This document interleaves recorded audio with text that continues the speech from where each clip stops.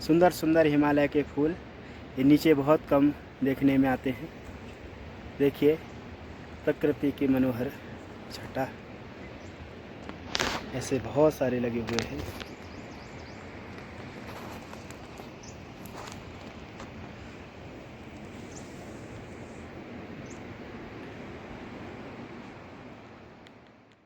नमो नारायण, जय सीताराम, जय गंगा मैया।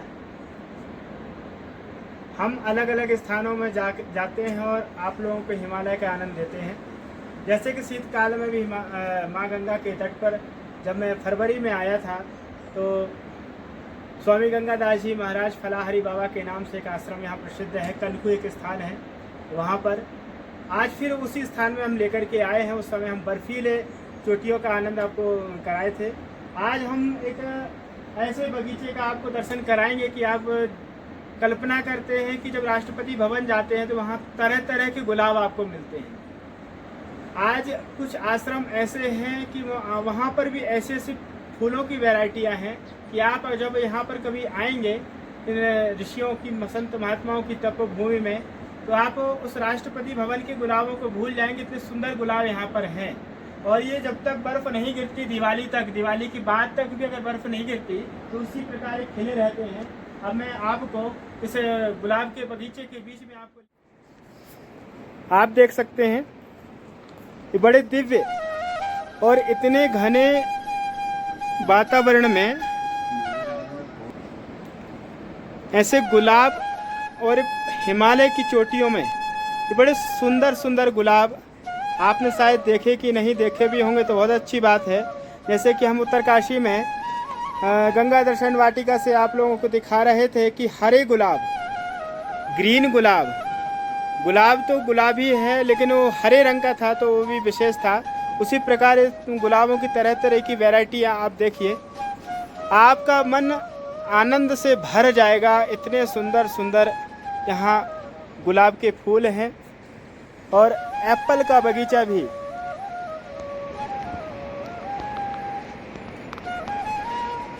कि इसमें अभी तो बहुत से फूल अभी खिलना बाकी हैं क्योंकि इतने गुच्छों के गुच्छे में होते इनके पत्तियां इनको दिखती, यहाँ पर दिखती नहीं हैं इन पौधों में। और ये बिल्कुल लाइन से लगे हुए। हमको पता है कि आप इस वीडियो को देख रहे होंगे और आनंद से भर रहे होंगे अपने आप को। मैं प्रकृति के वीडियोस इसलिए आप लोगों को देता हूं क्योंकि प्रकृति में जो आनंद है वो बनावटी दुनिया में नहीं है। आज पूरा विश्व प्रकृति की ओर आगे बढ़ रहा है।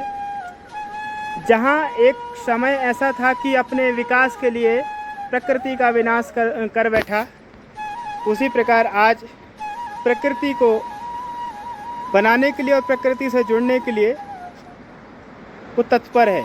आगे भी हम नीचे आपको लेके चलते हैं और आप भ्रमण करिए हमारे साथ गुलाब के बगीचे में। आप देखिए इतना सुंदर गुलाब इस छुपा हुआ है। आहा, कितना आनंद दे रहा है। एक ये बड़ा सुंदर गुलाब का पुष्प, ये श्वेत गुलाब, ओहो क्या आनंद है। मेरा मन तो बड़ा आनंदित हो रहा है। आपका होता है कि नहीं पता नहीं, लेकिन मेरे को पता है प्रकृति से जुड़े हुए जितने भी विषय हैं, प्रकृति से कौन नहीं जुड़ना चाहता, नेचर से कौन नहीं जुड़ना चाहता। और ये हिमालय की पर्वत श्रृंखला, सामने भगीरथी पीक, यहाँ पर 12 महीना बर्फ से ढकी हुई एक बादल है इसलिए आप लोग को दिख नहीं रहे हैं। और यहाँ भांग भी लगी हुई है, आप देख सकते हैं भांग, क्योंकि नीचे बड़ा वो जो नशा करने वाले होते हैं खूब इसका नशा करते हैं। औषधीय गुण भी इसमें होते हैं, लेकिन औषधि के लिए लोग कहाँ पर इसका सेवन करते, नशे में इसको तत्पर हो जाते हैं।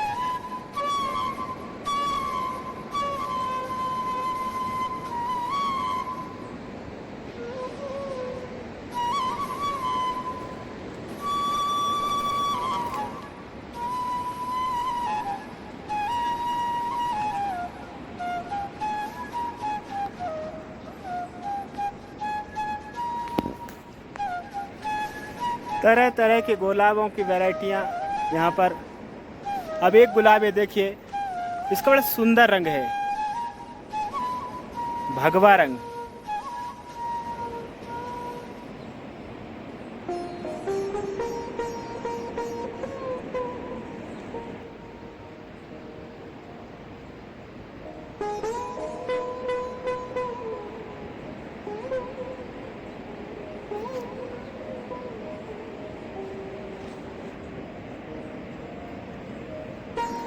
और ये साथ में ही एप्पल का बगीचा।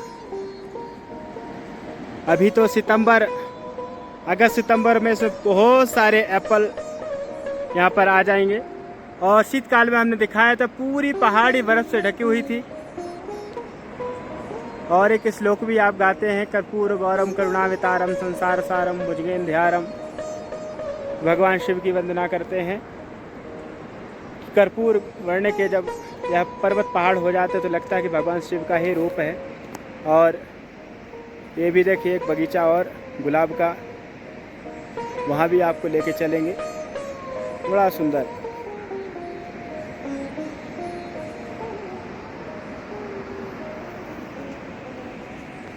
और ये फलाहारी बाबा स्वामी गंगादास जी महाराज एक बड़े सिद्ध योगी संत हुए हैं। उनकी तपस्थली है, उनके एक परम शिष्य स्वामी रामकृष्ण दास जी महाराज यहाँ के भी महंत हैं, श्री महंत हैं। और यहाँ जो भी संत आते हैं, अक्कड़ फक्कड़ साधु संत, एक एक ठिकाना है, क्योंकि इसके आगे कोई ठिकाना नहीं है, कोई स्थान नहीं है गौमुख के तक। तो यह एक आश्रम की सेवा भी बड़ी अद्भुत चलती है।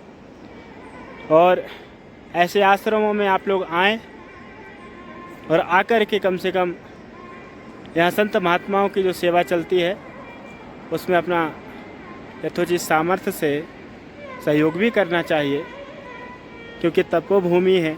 यहाँ के संत किसी से मांगने नहीं जाते हैं, व्यवहार में ज़्यादा होते नहीं हैं।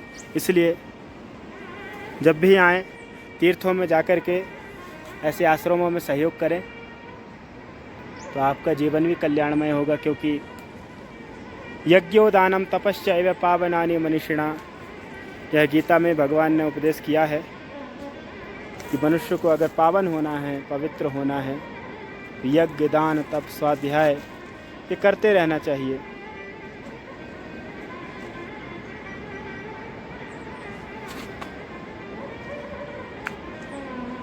और अब हम चलते हैं, जो इस आश्रम के महंत जी हैं स्वामी रामकृष्ण दास जी महाराज, उनसे कुछ हम वार्तालाप करेंगे। आपको भी एक जीवन उपयोगी संदेश वो देंगे, जिससे कि क्योंकि संत महात्मा का कार्य ही होता है कि वो एकांत में भी रहता है तो संसार के हित के लिए सोचता है। क्योंकि संतों से ही सृष्टि टिकी हुई है, समाज का एक आधारशिला है संत। अगर संत समाज में ना रहें, उसको मार्गदर्शन ना करें तो समाज का जो पतन है वो निश्चित होता है। इसलिए एक अच्छे संत हैं, अच्छे का मतलब एक प्रेमी दयालु, संत तो वैसे दयालु होते ही हैं, लेकिन उनका प्रेम हमारे प्रति एक विशेष होता है। इसलिए मैं बीच बीच में महाराज जी के दर्शन के लिए आता रहता हूँ।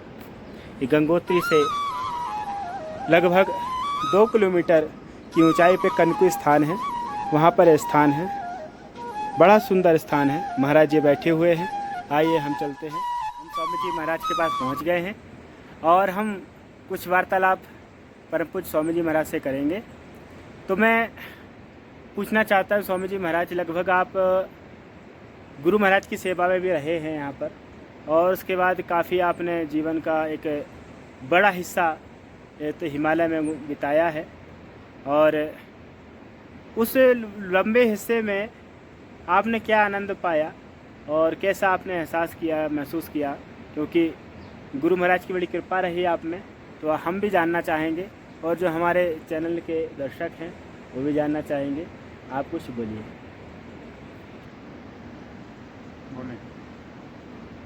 तो हम तो गुरु महाराज के सेवा में जब था तो भी आनंद था, गुरु महाराज की शरीर पूरा होने के बाद भी आनंद ही है, और परमात्मा की शरण में जो आ जाता है उसको हमेशा आनंद ही आनंद है। कष्ट तो आता है, भगवान की शरण में जाने वाले को कष्ट बहुत आता है, लेकिन जिस तरह एक कुम्हार होता है, मिट्टिया बनाता है, एक हाथ उसके अंदर में लगा के उसको बचाता भी है और ठोक करके जो है मतलब तभी वो गारंटी देता है। उसी तरह परमात्मा अपने भक्त को कष्ट भी देता है और उस पर जो है हाथ लगा के रखता है कि जो है ये जो है डिगे नहीं। तो इस कारण परमात्मा के शरण में हमेशा आनंद ही आनंद है। और हमें तो अकेला रहने में ही ज़्यादा से ज़्यादा आनंद आता है, क्योंकि शुरू से अकेले हो गए यहाँ पे, और परमात्मा के शरण में अकेला रहने पे ज़्यादा ही भजन साधन जो है, दूसरा आदमी रहेगा तो कुछ न कुछ बोलता रहेगा। वैसे तो स्वामी जी महाराज संतों का स्वभाव ही होता है, अकेले कहाँ होते हैं, वो तो स्वयं और स्वयं उसका परमात्मा जिसकी आराधना में लगा हुआ है, वो दो तो है ही, और आप दो में बड़े आनंद में रहते हैं, संत बहुत आनंद में रहते हैं। वैसे गुरुदेव ने हमारा अद्वैत नाम जरूर रख दिया है, लेकिन अंत में भले अद्वैत हो, लेकिन जो आनंद है द्वैत में भी एक विशेष आनंद है। भक्त और भगवान के बीच में जो आनंद है वो महाराज जी बता रहे हैं। चल रही हमारे परदादा जी थे राम सेवक दास जी महाराज, उसके बाद जो है बालक दास जी महाराज, फिर गंगा दास जी महाराज। तो जो भी यहाँ आया वो यहाँ से वापस गया ही नहीं। कोई 60 साल रहा, कोई 70 साल रहा, पूरे जीवन यहीं पे जो है साधना में जो है समाप्त कर दिए जो है। और अब भी का जो है थोड़ा सा माहौल चेंज हो गया। वो ज़माना था कि जो है यात्रा यहाँ पे जो है यात्री महात्मा भी बहुत कम आते थे जो है।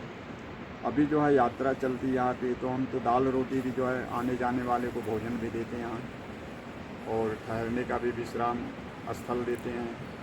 तो 6 महीना तो हम एकांत में रहते हैं, 6 महीना जो है लोगों की सेवा में जो है अपना जीवन समर्पण किए हुए हैं। और अभी तो जो है लॉकडाउन चल रहा है चारों तरफ, तो आना जाना भी लोगों का कम है, तो बैठे हुए फुलवाड़ी की तरफ अपने बैठे रहते शांति से आनंद में।